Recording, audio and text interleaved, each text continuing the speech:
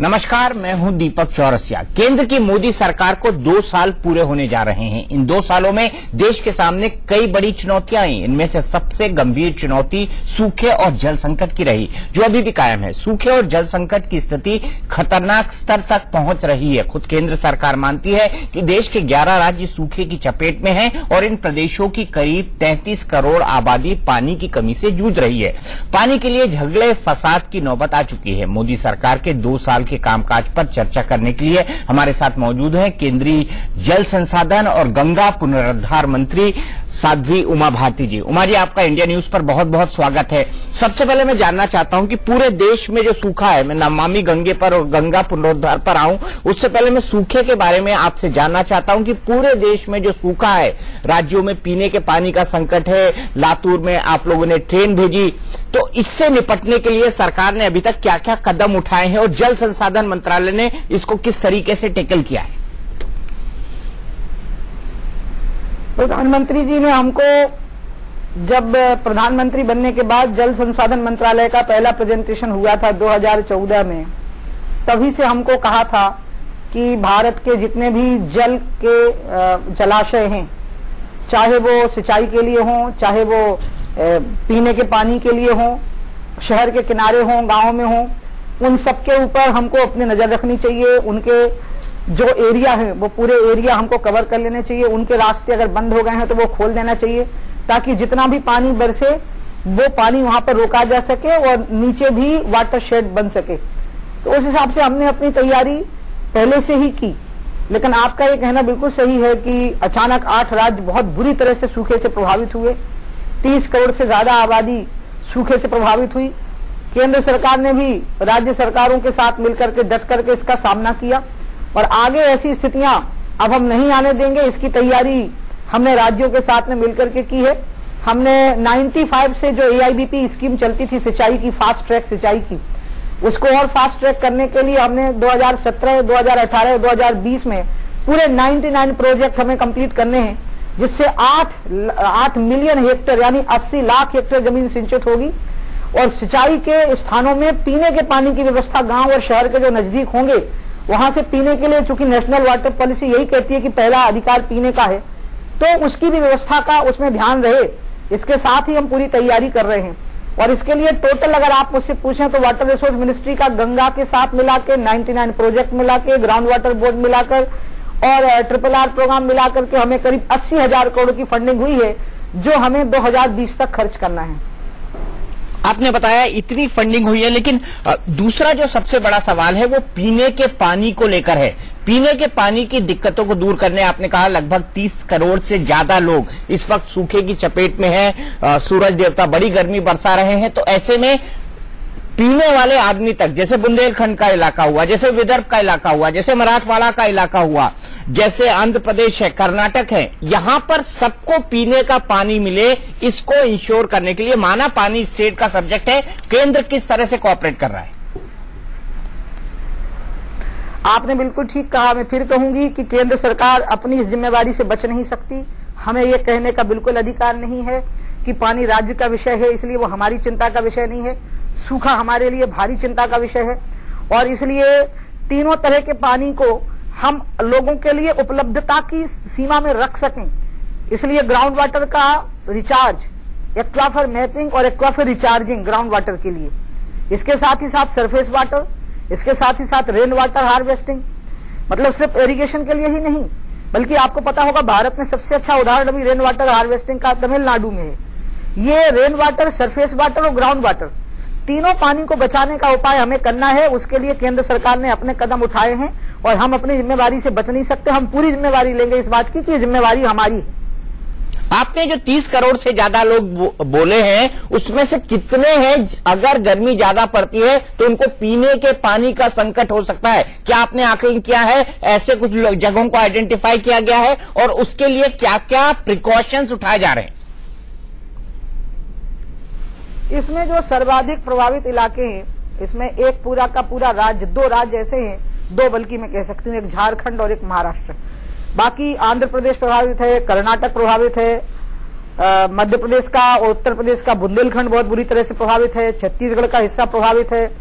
ऐसे 8 राज्य तो सीधे प्रभावित है, कुछ उन नदियों के रिवर बेसिन में जो राज्य पड़ते हैं उससे दूसरे राज्य भी प्रभावित हो गए, लेकिन जो सर्वाधिक पीड़ित इलाके हैं वो मराठवाड़ा है, बुंदेलखंड है, और मैं कह सकती हूं कि पूरा का पूरा झारखंड का हिस्सा है।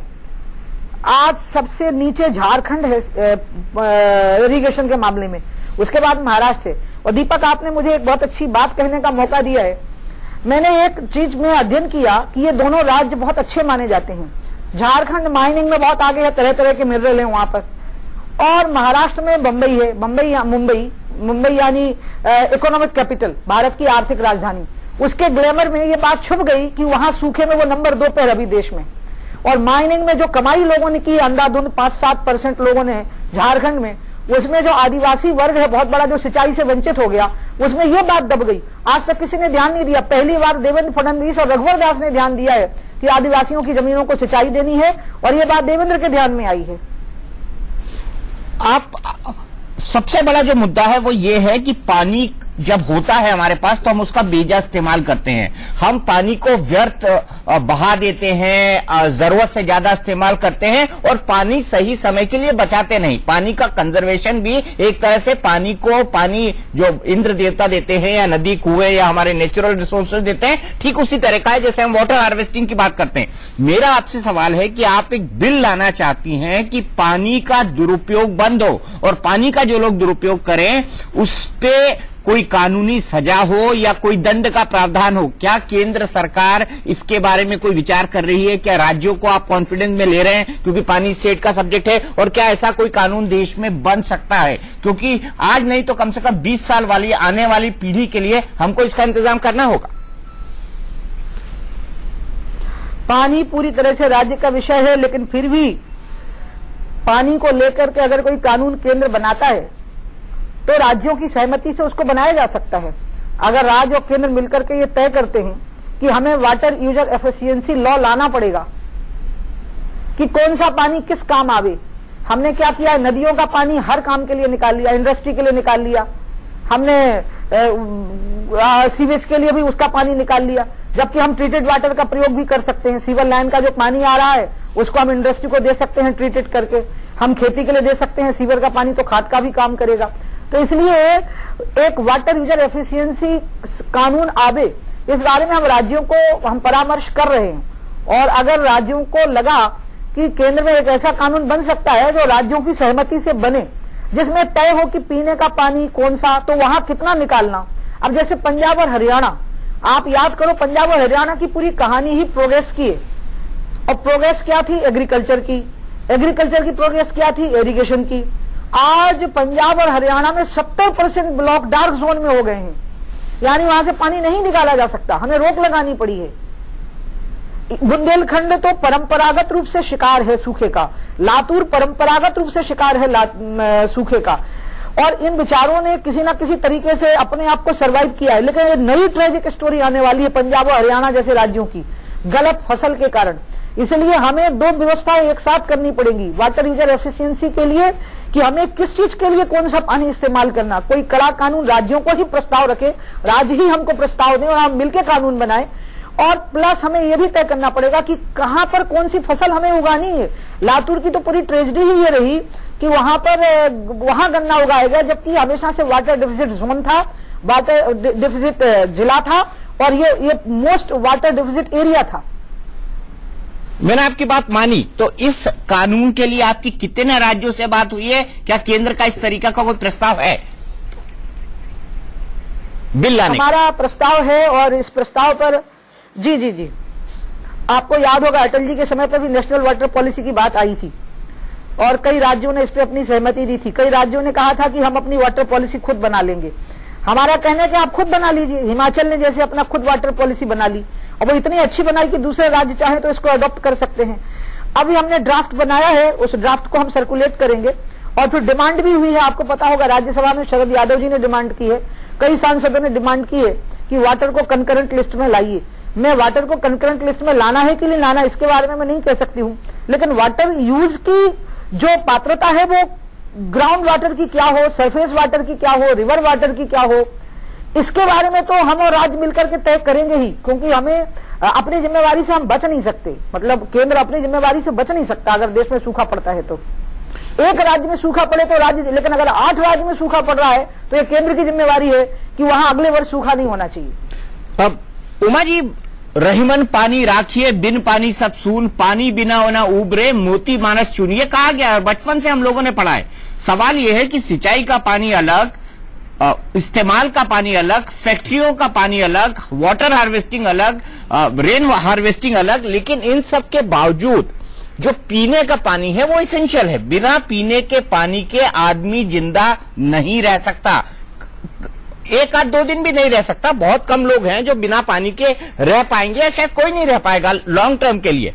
मेरा आपसे सवाल है कि अगर पीने के पानी के जल की कोई बर्बादी करता है तो क्या आपको लगता है कि राज्य या केंद्र को ऐसी पहल करनी चाहिए कि आने वाले समय में उसके लिए सजा का प्रावधान हो? मैं अभी बोल नहीं पाऊंगी, क्योंकि अभी जो ड्राफ्ट हमारे यहाँ तैयार हो रहा है उसको हम सर्कुलेट करेंगे, राज्यों के साथ परामर्श करेंगे। कई बार तो ऐसा होता है कि आप एक नीति ही बना दे तो लोग पालन करते हैं। मुझे याद है, जब आपको भी याद होगा, जब लाल बहादुर शास्त्री जी ने कहा कि देश में खाद्यान्न का जो उत्पादन है वो प्रति व्यक्ति गिर गया है, तो एक दिन अन्न बचाइए, मंगलवार का व्रत करिए, तो देश में लगभग 80% लोग मंगलवार का व्रत करने लगे थे खाद्यान्न बचाने के लिए। इसी प्रकार से अभी एक ऐसा प्रधानमंत्री मौजूद है देश में, नरेंद्र मोदी जी, और इनकी पूरी कहानी ही पानी की है। अगर आपको पता हो, गुजरात की जो पूरी तरक्की है वो पानी पर है, वाटर बेस्ड डेवलपमेंट है गुजरात का, तो उनकी तो एक्सपर्टी ही पानी की है। और मुझे जिस प्रकार से उन्होंने हमारी वाटर रिसोर्स मिनिस्ट्री को मैंडेट दिया है, मुझे लगता है उसी एक्सपर्टी के कारण दिया है उन्होंने। तो आपको नहीं लगता कि आने वाले समय में इस बारे में विचार करना चाहिए राज्य सरकारों और केंद्र सरकारों को कि कम से कम पीने के पानी का जो बेजा इस्तेमाल करता है, क्योंकि अब जमाना यह आ गया कि लोग पीने का पानी खरीद कर पी रहे हैं। आपके और हम जब बचपन में थे तब शायद कल्पना भी नहीं कर सकते थे कि कोई पानी भी खरीद के पिएगा, लेकिन 40-44 साल में वो नौबत आ गई। सवाल यह है कि क्या आने वाले समय में इसके बारे में राज्य और केंद्र सरकारों को गंभीरता से नहीं सोचना पड़ेगा कि जो पीने के पानी की बर्बादी करे उसके खिलाफ सजा का प्रावधान हो?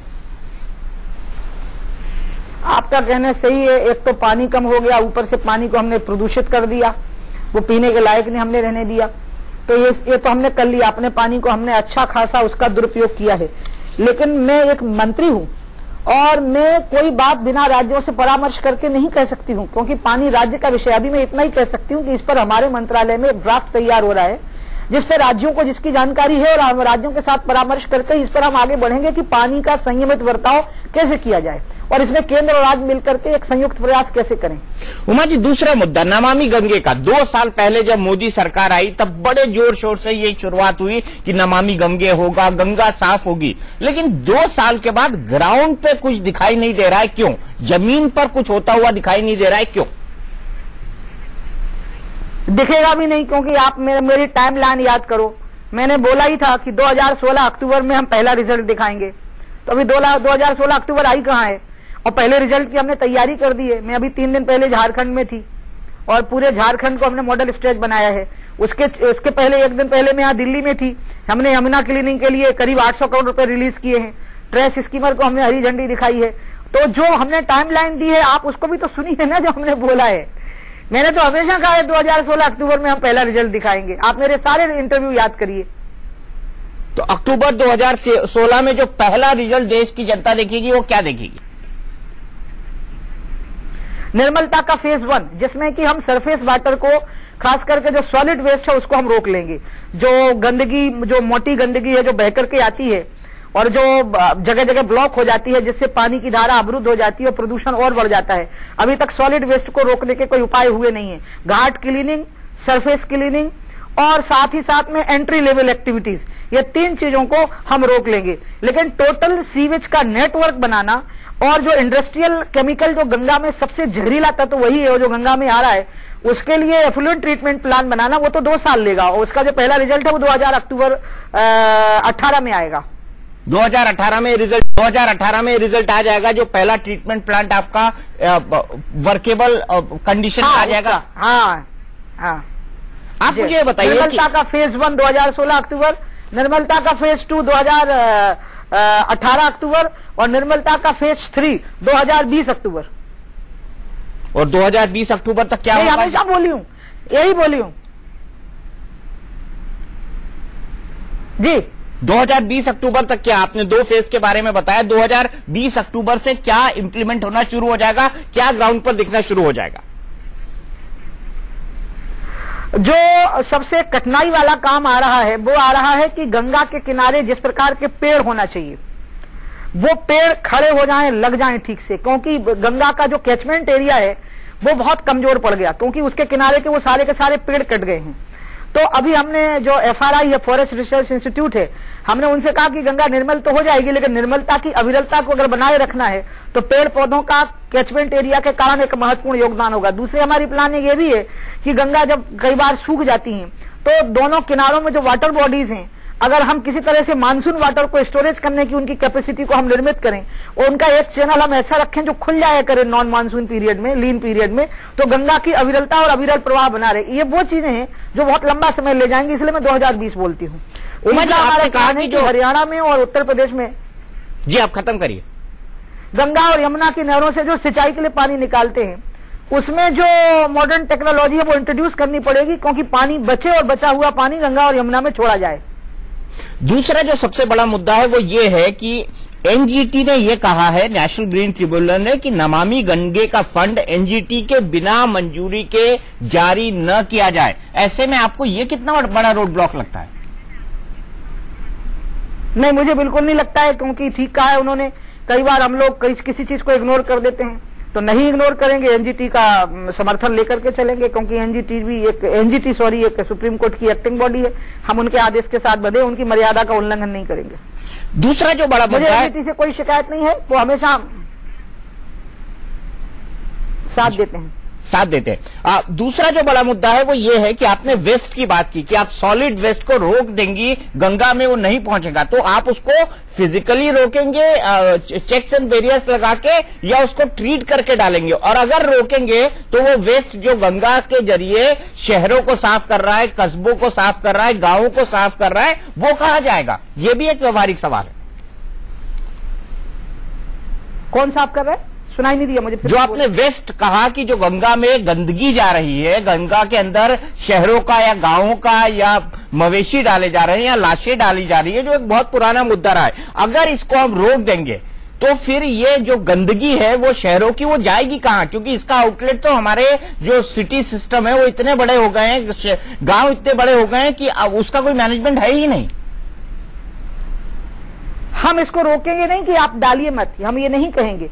हम डालने के बाद नदी में रोकेंगे और रोक करके उसको ट्रीट करेंगे, या तो हम उसको जलाएंगे, या हम उसका खाद के तौर पर जिस प्रकार का होगा, या हम उसको डंप करेंगे। क्या आपको लगता है अर्बन लोकल बॉडीज की हेल्प लेंगे? मान लीजिए डेड बॉडी आज जली आ रही है, तो जगह जगह पे हम करीब 1000 क्रिमेटोरिया बना रहे हैं। तो हम पहले तो लोगों को यही अपील करेंगे कि लकड़ी के और इलेक्ट्रॉनिक दोनों बना रहे हैं, आप इस्तेमाल करिए। लेकिन मान लीजिए कोई एक अज्ञात डेड बॉडी बहती चली आ रही है, उसको रोक करके उसका संस्कार कर देंगे, नष्ट कर देंगे उसको। जो सॉलिड वेस्ट में पॉलीथीन है, पॉलिएस्टर है, प्लास्टिक है, जिसने गंगा में बहुत बड़ी प्रॉब्लम खड़ी की, उसको रोक लेंगे, डंप कर देंगे अर्बन लोकल बॉडीज के साथ मिलकर के। आपने बड़ी महत्वपूर्ण बात की घाटों को लेकर। यमुना में, दिल्ली में, अगर आप देखिए अपने रिपोर्टर को भेज दीजिए, वो आपको कवरेज देगा। हमने एक ट्रेस स्कीमर यमुना में लगा दिया है यहाँ पे, जिसने सॉलिड वेस्ट कलेक्ट करना शुरू कर दिया है।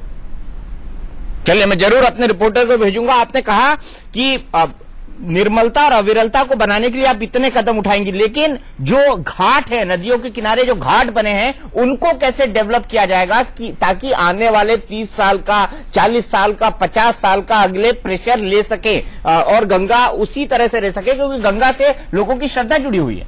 पंखा चला। अरे भैया दीपक जी, जरा मेरे को हवा लगने दो थोड़ी सी, मैं पंखा चला रही हूँ। हाँ सॉरी, आपका थोड़ा रिकॉर्डिंग खराब हो जाए तो हो जाने देना, मैं इतनी गर्मी में बैठ नहीं सकती। अब घाट की हमने आपको 3 एक्टिविटी बताई ना। एंट्री लेवल का मतलब है नाले में से जो सॉलिड वेस्ट आता है, फिर सरफेस की मतलब जो नदी में प्रवाहित होता हुआ आता है, और तीसरा मैंने कहा घाट क्लीनिंग। ये तीनों को हम देखेंगे। अब आपने जो बात कही है वो कही है घाट रिपेयर की, हम उसको भी करेंगे, लेकिन वो टाइम लेगा, फिर उसमें आपको 1-1.5 साल और हमें समय देना पड़ेगा।